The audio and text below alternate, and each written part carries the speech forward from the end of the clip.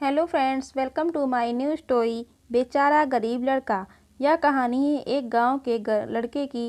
घर की मजबूरी और पैसों की कमी की वजह से वह दूर सैर काम करने के लिए जाता है ताकि वहां से कुछ पैसे कमा पाए, जिससे उसका और उसके घर वालों का खर्चा पूरा हो पाए। वह लड़का काफ़ी दिनों तक काम की तलाश करता है और आखिरकार उसे काम मिल जाता है। वह लड़का अपना सारा काम पूरी ईमानदारी और मेहनत से पूरे दिन करता है। यह देखकर उसका मालिक खुश हो जाता है। अब 6 महीनों तक ऐसे ही चलता है। 6 महीने बाद वह लड़का अपने मालिक को कहता है, अब मैं कुछ दिनों के लिए वापस अपने घर जाना चाहता हूँ। और उस लड़के को पूरी उम्मीद थी कि उसका मालिक उसे घर जाने से नहीं रोकेगा,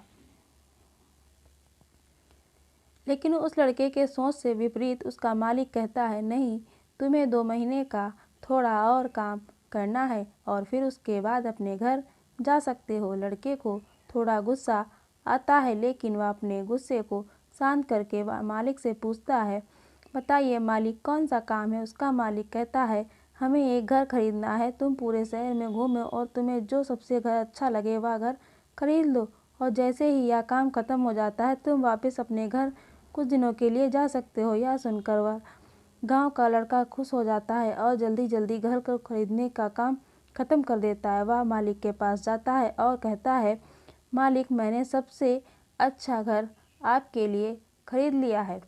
मालिक हैरान हो जाता है और कहता है, सिर्फ 10 दिनों में तुमने अच्छा सा घर खरीद भी लिया।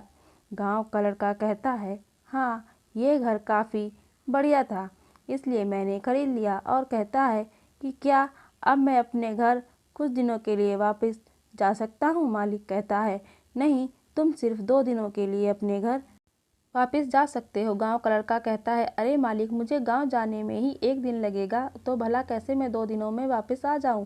मुझे मेरे परिवार के साथ वक्त भी बिताना है। मालिक खुश होकर कहता है कि अब से तुम हमेशा अपने परिवार के साथ ही रहोगे। जो घर मैंने तुम्हें खरीदने के लिए कहा था, वह घर तुम्हारे और तुम्हारे परिवार के लिए मेरी तरफ से एक तोहफा है।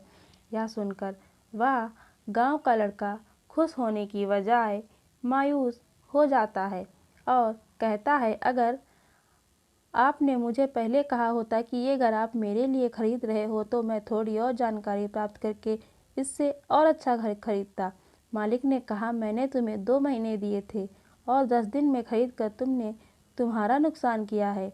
इसी तरह ज़िंदगी में भी हमारे साथ यही होता है। कहानी में जो मालिक था वह असल में वक्त था, और हमेशा वक्त जाने के बाद कहते हैं कि अगर मुझे पता होता तो मैं इससे भी अच्छा कर देता। इसलिए आप अभी ज़िंदगी में जो भी कर रहे हो उसे पूरे जुनून और मेहनत के साथ कीजिए। क्या पता आप आज को जो काम कर रहे हो वो आने वाले समय में आपकी ज़िंदगी को बदल दे। धन्यवाद।